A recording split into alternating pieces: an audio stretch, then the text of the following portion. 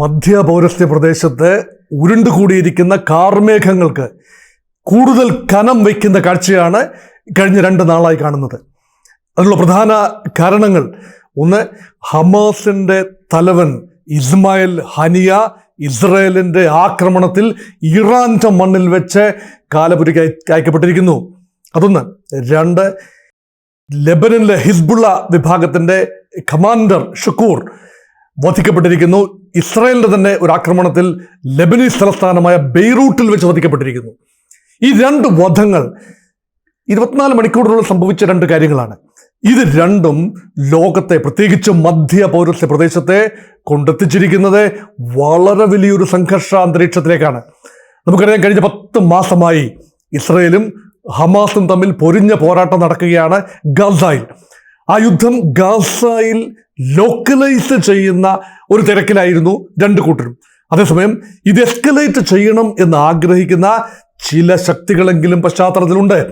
അതിലൊരു ശക്തി എന്ന് പറയുന്നത് ഇറാനാണ്. ഇറാന്റെ ആജന്മ ശത്രുവാണ് ഇസ്രായേൽ. അപ്പൊ ഇസ്രായേലിനെ ഉന്മൂലനം ചെയ്യാൻ, ഇസ്രായേലിനെ ഭൂമുഖത്ത് നിന്ന് തുടച്ചു നീക്കാൻ കിട്ടുന്ന ഒരവസരവും പൊതുവെ മുസ്ലിം രാജ്യങ്ങൾ പാഴാക്കാറില്ല. പക്ഷേ അവർക്ക് അതിനുള്ള ശക്തി ഉണ്ടാവില്ല പലപ്പോഴും. കാരണം ചുറ്റുപാടുമുള്ള അറബ് രാജ്യങ്ങൾ ഒന്നുകിൽ ബലഹീനമാണ്, അല്ലെങ്കിൽ ഇസ്രായേലുമായി സന്ധി ചെയ്തുകൊണ്ട്, അബ്രഹാമിക കരാറുകളുടെ അടിസ്ഥാനത്തിൽ ഇസ്രായേലുമായി സന്ധി ചെയ്തുകൊണ്ട് സൗദി അറേബ്യ ആയിക്കൊള്ളട്ടെ, അടുത്തുള്ള UAE ആയിക്കൊള്ളട്ടെ, അതുപോലെ മുൻപ് തന്നെ ഈജിപ്റ്റ്, ഇതെല്ലാം ഈ രാജ്യങ്ങളെല്ലാം തന്നെ ഇസ്രായേലുമായി ഒരു യുദ്ധമില്ല അവസ്ഥയിലാണ്. അതവരുടെ സാമ്പത്തിക ഉന്നമനത്തിന് ആവശ്യമാണ്. മേഖലയുടെ ശാന്തിയും സമാധാനവും ഉണ്ടെങ്കിൽ മാത്രമേ ഇവരുടെ ഒരു സാമ്പത്തിക നില ക്രമീകരിച്ച് നിർത്താനാവൂ. വളരെ പ്രായോഗികവാദിയായ സൗദി ക്രൗൺ പ്രിൻസ്, അല്ലെങ്കിൽ സൗദി രാജാവ് കിങ് സൽമാനൊക്കെ വളരെ പുരോഗമന ചിന്തയുള്ള ആളാണ്.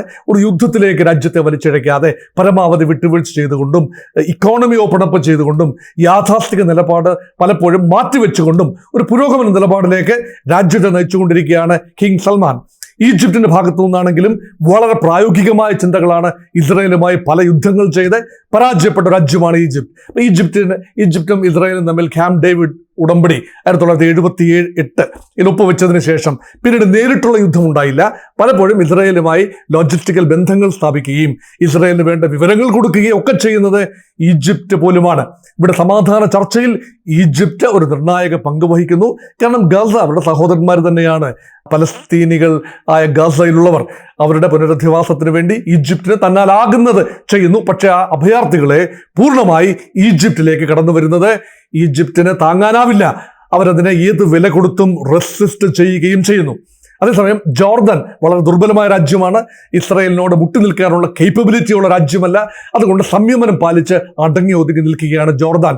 എന്നാൽ തൊട്ടു വടക്കുള്ള ചെറിയ രാജ്യം ലെബനൻ, ഇസ്രായേലിന് തൊട്ടു വടക്ക് കിടക്കുന്ന വളരെ ചെറിയ രാജ്യം ബെയ്റൂത്ത് തലസ്ഥാനമായ ലെബനന്റെ തെക്കൻ പ്രദേശം നിയന്ത്രിക്കുന്നത് ഹിസ്ബുള്ള എന്ന് പറയുന്ന ഇറാൻ അനുകൂല തീവ്ര സംഘടനയാണ്, ഒരു ഷിയ മിലിഷ്യയാണ്. ഹിസ്ബുള്ളയുടെ ഭാഗത്ത് നിന്ന് പലപ്പോഴും ഹമാസിനെ സഹായിക്കുന്ന രീതിയിലും ഇസ്രായേലിനെ ഘടകം എതിർക്കുന്ന രീതിയിലും പ്രസ്താവനകൾ വരുന്നു, മിസൈൽ ആക്രമണങ്ങൾ വരുന്നു, നിരന്തരം വരുന്ന റോക്കറ്റ് ആക്രമണങ്ങൾ. ഇതെല്ലാം തന്നെ ആ പ്രദേശത്തെ വടക്കൻ ഇസ്രായേലിനെ സംഘർഷഭൂമിയായി മാറ്റുന്നു. അതിൻ്റെ പശ്ചാത്തലത്തിലാണ് 2 പ്രധാന സംഭവങ്ങൾ കഴിഞ്ഞ 48 മണിക്കൂറിനുള്ളിൽ അരങ്ങേറിയത്. അതിലൊന്ന്, ഒരു ഹമാസ് കമാൻഡർ വധിക്കപ്പെട്ടിരിക്കുന്നു ബെയ്റൂട്ടിൽ. അപ്പം ബെയ്റൂട്ടിൽ പല പ്രാവശ്യം ഇസ്രായേൽ കടന്നാക്രമണം നടത്തി, മിസൈലുകൾ അയച്ച്, റോക്കറ്റുകൾ അയച്ച് ഹിസ്ബുള്ളയുടെ നേതാക്കളെ, അല്ലെങ്കിൽ ഹമാസിന്റെ നേതാക്കൾ പലപ്പോഴും അഭയം തേടുന്നത് ബെയ്റൂട്ടിലാണ്. അവരെല്ലാം വധിച്ച ഒരു പാരമ്പര്യമുണ്ട്. അതിലൊന്നായി വേണമെങ്കിൽ കരുതാം കഴിഞ്ഞ ദിവസത്തെ പ്രധാന പ്രകോപനം എന്ന് പറയുന്നത് ഹിസ്ബുള്ളയുടെ ഭാഗത്ത് സിറിയ അതിർത്തിയിലുള്ള ഗോലാൻ കുന്നുകളിൽ ആക്രമണം നടക്കുകയും 10-13 കൊച്ചു കുട്ടികൾ മരിക്കുകയും ഒക്കെ ചെയ്ത ഒരു സംഭവമുണ്ട്. അതിനുള്ള ഒരു റിറ്റാലിയേഷൻ എന്ന നിലയിൽ ബെയ്റൂട്ടിൽ ഇസ്രായേൽ ആക്രമണം നടത്തി എന്നാണ് മനസ്സിലാക്കുന്നത്. ആ ഒരു കാര്യം ഫ്രഷായി നിൽക്കുമ്പോൾ തികച്ചും അപ്രതീക്ഷിതമായിട്ടാണ് ഇറാന്റെ പുതിയതായി തിരഞ്ഞെടുക്കപ്പെട്ട പ്രസിഡന്റ് മസൂദ് പെഹഷ്കിയാന്റെ സ്ഥാനാരോഹണ വേളയിൽ ഇറാന്റെ സുഹൃത്തുക്കളായ ഹൂതികളുടെ നേതാക്കൾ ഹിസ്ബുള്ളയുടെ നേതാക്കൾ, ഹമാസിന്റെ നേതാക്കൾ, അതുപോലെ ഇസ്ലാമിക് ബ്രദർഹുഡിന്റെ നേതാക്കൾ, ഇസ്ലാമിക് ജിഹാദിന്റെ നേതാക്കൾ എന്ന് വേണ്ട വിവിധ സ്പ്ലിന്റർ ഗ്രൂപ്പുകളുടെയും രാഷ്ട്രങ്ങളുടെയും എല്ലാം നേതാക്കന്മാർ ഒരുമിച്ച് കൂടി ടെഹ്റാനിൽ ആ മീറ്റിംഗ് കഴിഞ്ഞ് അതത് സ്ഥലങ്ങളിലേക്ക്, അവരുടെ വാസസ്ഥലങ്ങളിലേക്കും ഹോട്ടലുകളിലേക്കും നീങ്ങിയ ആ മറവിനാണ്, ആ ഒരു അഖിലസ് ഹീൽ ഉപയോഗിച്ചാണ് ഇസ്രയേൽ ആക്രമണം നടത്തുന്നതും ടെഹ്റാന്റെ മണ്ണിൽ വെച്ച് ടെഹ്റാന്റെ അതിഥിയായി ഇറാന്റെ മണ്ണിലെത്തിയ നേതാവ്, ഹമാസിന്റെ നേതാവ് നമ്പർ 1 ഇസ്മായിൽ ഹനിയ വധിക്കപ്പെട്ടു. ഇത് താങ്ങാവുന്നതിൽ ഏറെയാണ്. ഇറാനെ സംബന്ധിച്ചിടത്തോളം ഇത് താങ്ങാവുന്നതിലേറെയാണ്. ഇറാന്റെ മണ്ണിൽ വെച്ച് ഇറാന്റെ അതിഥി വധിക്കപ്പെടുക എന്ന് പറഞ്ഞാൽ കേവലം ധാർമ്മിക രോക്ഷമുയർന്നാൽ പോരായിരിക്കും. അതുകൊണ്ടാണ് ഇറാന്റെ പരമോന്നത നേതാവ്, മതനേതാവ്, ഇറാൻ ഒരു റിപ്പബ്ലിക്കൻ ഭരണകൂടമാണ്. പക്ഷെ അവിടെ ഒരു പ്രസിഡന്റ് ഉണ്ട്, തെരഞ്ഞെടുക്കപ്പെട്ട ഒരു പ്രസിഡന്റ് ഉണ്ട്. അതാണ് പെഹഷ്കിയാൻ, ഇപ്പോൾ തെരഞ്ഞെടുക്കപ്പെട്ട മിതവാദി നേതാവായ പെഹഷ്കിയാൻ. പക്ഷെ അതേസമയം ഇറാന്റെ മത നേതൃത്വം, ആധ്യാത്മിക നേതൃത്വം അത് ഒരാളിന്റെ കയ്യിലാണ്. ആയത്തുള്ള അലി ഖമനയുടെ വാക്കുകളാണ് ഇറാന്റെ അവസാന വാക്ക്. ഇറാന്റെ പരമാധികാരി അദ്ദേഹമാണ്. അദ്ദേഹം ഇപ്പോൾ ഏതാനും മണിക്കൂറുകൾക്കുള്ളിൽ ഉത്തരവ് പുറപ്പെടുവിച്ചിരിക്കുന്നു. ഇസ്രയേലിന് തക്കതായ തിരിച്ചടി നൽകണം. നേരെ അങ്ങനെ വെറുതെ പറയുകയല്ല തിരിച്ചടി എന്നത്, നേരിട്ട് ഇറാൻ ഇസ്രയേലിനെ ആക്രമിക്കാൻ എല്ലാ സജ്ജീകരണങ്ങളും ചെയ്തുകൊള്ളൂ എന്നൊരു ഫ്രീ ഹാൻഡാണ് കൊടുത്തിരിക്കുന്നത് ഇറാന്റെ റെവല്യൂഷണറി ഗാർഡിന്. ഇറാന്റെ സൈനിക വിഭാഗമാണല്ലോ റെവല്യൂഷണറി ഗാർഡ്. അത് സാമാന്യം എഴുതിത്തള്ളാനാവാത്ത ഒരു ശക്തിയാണ്. ഇസ്ലാമിക ലോകത്തെ വൻ ശക്തി തന്നെയാണ് ഇറാൻ. ആയുധങ്ങളുടെ കാര്യമെടുത്താലും ഗുണമേന്മയുടെ കാര്യമെടുത്താലും എല്ലാം തന്നെ. പക്ഷെ ഇസ്രയേലിനോട് മുട്ടി നിൽക്കാൻ തക്ക ഒരു ബലം ആകാശങ്ങളിൽ, പ്രത്യേകിച്ച് വ്യോമസേനയുടെ ഒരു കമ്പാരിസണിൽ ഒരുപക്ഷെ ഇസ്രയേലിനേക്കാൾ പല കാതം പിന്നിലാണ്. കരസേനയുടെ സൈന്യത്തിന്റെ എണ്ണമൊക്കെ വെച്ച് നോക്കിയാൽ ഒരുപക്ഷെ ഇറാന്റെ വലിപ്പം, ഇസ്രയേലിന്റെ ഒരു 10-100 ഇരട്ടിയിൽ അധികം വലിപ്പമുള്ള ഒരു രാജ്യമാണ് ഇറാൻ. അപ്പൊ വലിപ്പമോ ജനസംഖ്യയോ ആയുധങ്ങളുടെ എണ്ണമോ സൈന്യത്തിലെ ജവാന്മാരുടെ എണ്ണമോ ഒന്നുമല്ല പരിഗണന. പക്ഷേ തന്ത്രപ്രധാനമായ മികവ് ഇസ്രയേൽ എക്കാലത്തും കാട്ടിയത് കൊണ്ട് അങ്ങനെ എളുപ്പം ഇസ്രയേലിനെ ആക്രമിച്ച് പരാജയപ്പെടുത്താനൊന്നുമാവില്ല. ഒരു പൂർണ്ണ യുദ്ധത്തിലേക്ക് ഇസ്രയേൽ നീങ്ങിയിട്ട് ഒരുപാട് കാലമായി. കാരണം 1973 യുദ്ധത്തിന് ശേഷം, അറബി ഇസ്രയേലി യുദ്ധത്തിന് ശേഷം ഇസ്രയേൽ നേരിട്ട് ഇതുവരെ ഒരു ഇസ്ലാമിക രാജ്യവുമായും അറബി ഇതര രാജ്യവുമായോ നേരിട്ടൊരു സംഘർഷത്തിൽ ഏർപ്പെട്ടിട്ടില്ല എന്നതാണ് ചരിത്രം. അതിനുശേഷം എത്രയോ ഭീകരാക്രമണങ്ങൾ നടന്നിരിക്കുന്നു, എത്രയോ തട്ടിക്കൊണ്ടുപോകലുകൾ നടന്നിരിക്കുന്നു, എത്രയോ മിസൈൽ ആക്രമണങ്ങൾ നടന്നിരിക്കുന്നു അങ്ങോട്ടും ഇങ്ങോട്ടും. പക്ഷേ നേരിട്ടുള്ള ഒരു പൂർണ്ണ യുദ്ധത്തിലേക്ക് ഇസ്രയേൽ പ്രവേശിച്ചിട്ട് പതിറ്റാണ്ടുകളായി കഴിഞ്ഞിരിക്കുന്നു, നൂറ്റാണ്ടിലധികം ആയി കഴിഞ്ഞിരിക്കുന്നു. ആ ഒരു സാഹചര്യം മറിയുമോ? ഇറാൻ നേരിട്ട് രംഗത്ത് വന്നാൽ ഇറാൻ മാത്രമായിരിക്കുമോ അവിടെ? ഇറാന്റെ പിന്നിൽ ശക്തമായി അണിനിരക്കുന്ന യമനിലെ ഹൂതികൾ, അതുപോലെ തന്നെ സിറിയയിലും ചുറ്റുപാടുമൊക്കെയുള്ള ഷിയ മിലിഷ്യകളുണ്ട്. ഇസ്ലാമിക് ബ്രദർഹുഡ് ഈജിപ്തിൽ നിന്നും ഒരുപക്ഷെ ജോയിൻ ചെയ്തേക്കാം. അത് മാത്രമല്ല ഏറ്റവും പ്രധാനപ്പെട്ട അലയായി വരാൻ പോകുന്നത് ലെബനനിലെ ഹിസ്ബുള്ളയാണ്. അതോടൊപ്പം തന്നെ ഇപ്പോൾ ഇറാൻ അനുകൂല ഭരണകൂടങ്ങളാണ് ഒരുപക്ഷെ സിറിയയിലെ ഹഫീസ് അൽ അസദിന്റെ ഭരണകൂടവും അതുപോലെ തൊട്ടടുത്ത രാജ്യമായ ഇറാഖിലെ ഭരണകൂടവും. ഈ ഭരണകൂടങ്ങൾ കൂടി യുദ്ധത്തിൽ ചേർന്നാൽ ഒരു വലിയ എസ്കലേഷനിലേക്ക് അത് നീങ്ങും. ഒരുപക്ഷെ സ്വതന്ത്ര പാലസ്തീനു വേണ്ടി ഇപ്പോൾ ആർഗ്യൂ ചെയ്യുന്ന ചിലരെങ്കിലും പ്രതീക്ഷിക്കുന്നതും ഒരു എസ്കലേഷനാണ്. ഇപ്പൊ ഈ രൂപത്തിൽ തുടർന്നതിന് ശേഷം ഇപ്പൊ ഇങ്ങനെ ഒരു ഏകപക്ഷീയമായ യുദ്ധമാണ് ഇപ്പോൾ നടക്കുന്നത്. ഇസ്രയേലിനെ സംബന്ധിച്ചിടത്തോളം ഏകപക്ഷീയമായ ആക്രമണങ്ങൾ സംഭവിക്കുന്നു ഗസയുടെ മണ്ണിൽ. അപ്പൊ അതിന് പ്രത്യാക്രമണങ്ങൾക്കുള്ള ഒരു ശക്തി ഒരുപക്ഷെ ഹമാസിനില്ല. ഹമാസ് പൂർണ്ണമായി കീഴടങ്ങി എന്ന് പറയാനുമാവില്ല. പക്ഷെ ഹമാസിന്റെ ശക്തി ക്ഷയിച്ചു എങ്കിൽ പോലും യഹിയ സിൻവാറാണ് ഇനി വരാനിരിക്കുന്നത്. യഹിയ സിൻവാർ ഉഗ്രപ്രതാപിയായ ആളാണ്. അപ്പോൾ ഒരു സമാധാന ചർച്ചയ്ക്കൊന്നും പറ്റുന്നൊരു മാനസിക അവസ്ഥയിലായിരിക്കില്ല ഒരുപക്ഷെ യഹിയ സിൻവാർ.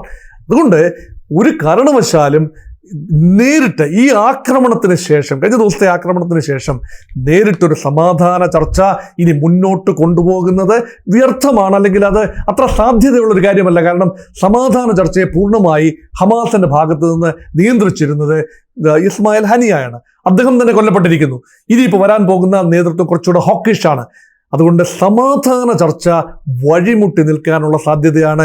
ഖത്തറും ഈജിപ്തുമാണ് സമാധാന ചർച്ചയ്ക്ക് കൂടുതൽ മധ്യസ്ഥത വഹിച്ചിരുന്നത്. ഇപ്പോൾ റോമിൻ്റെ മണ്ണിൽ വെച്ച് ഇപ്പോൾ നടന്നുകൊണ്ടിരിക്കുന്ന സമാധാന ചർച്ചയാണ്. അതിൻ്റെ മുന്നോടിയായിട്ട് ഇസ്രായേൽ പ്രധാനമന്ത്രി ബെഞ്ചമിൻ നെതന്യാഹു അമേരിക്കയിൽ പോവുകയും അമേരിക്കൻ നേതൃത്വവുമായി കൂടിക്കാഴ്ച നടത്തുകയും ഒക്കെ ചെയ്തു. പക്ഷേ കാറ്റഗോറിക്കായ ഒരു സമാധാന ഫോർമുല ഇതുവരെ ഉരുത്തിരിഞ്ഞ് വന്നിട്ടില്ല എന്നതാണ് വാസ്തവം. അതുകൊണ്ട് ഇറാൻ ഇനി എന്ത് ചെയ്യുന്നു? നമുക്കറിയാം, മസൂദ് പെഹസ്കിയാൻ മിതവാദി നേതാവാണ്. അപ്പം ഇറാന്റെ ജനത ഒരു മിതവാദിയെ പ്രസിഡന്റായി തെരഞ്ഞെടുത്തിരിക്കുന്നു.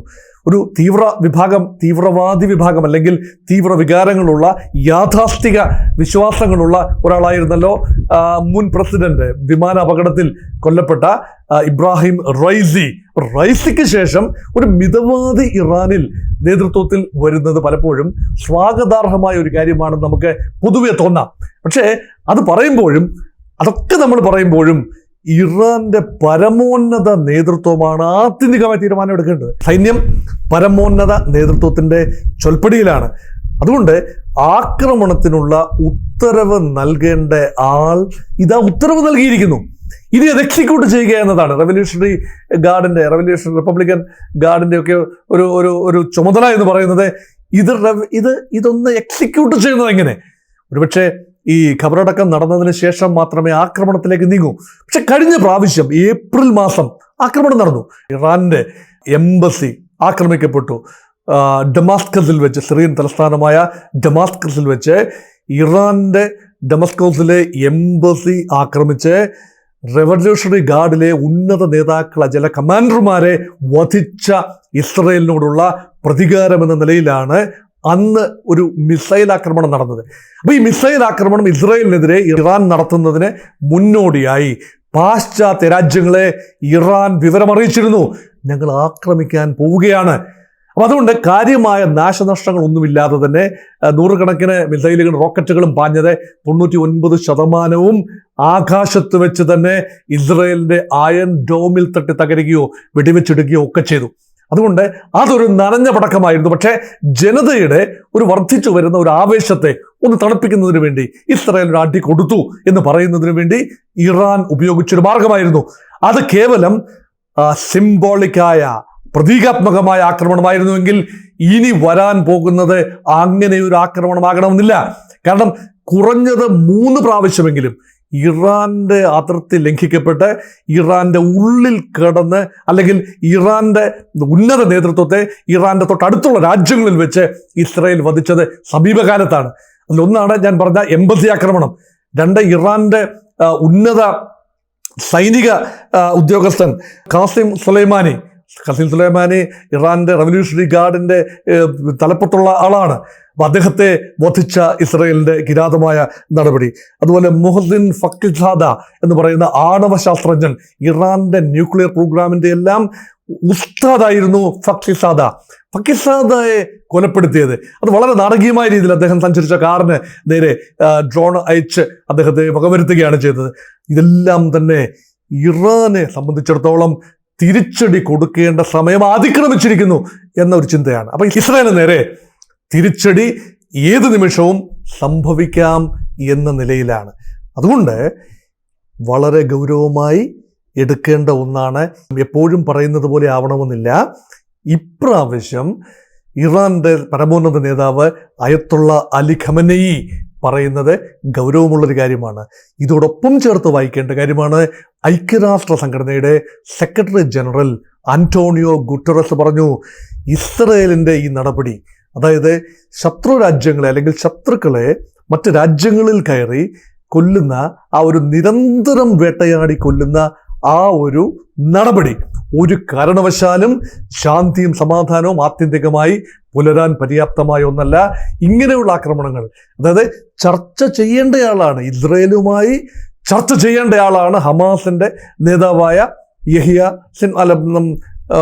ഇസ്മായിൽ ഹനിയയെ വധിച്ചു കഴിഞ്ഞാൽ അവൻ ചർച്ചയ്ക്ക് പോലുമുള്ള ഒരു അന്തരീക്ഷം പൂർണ്ണമായി കൊട്ടിയടയ്ക്കുന്ന ഈ നിലപാട് ശാന്തതയ്ക്കും സമാധാനത്തിനും ഒരു പക്ഷേ നല്ലതല്ല എന്നതാണ്. ഒരുപക്ഷെ യുദ്ധം ജയിക്കാൻ ഏത് മാർഗവും ഉപയോഗിച്ചേക്കാം.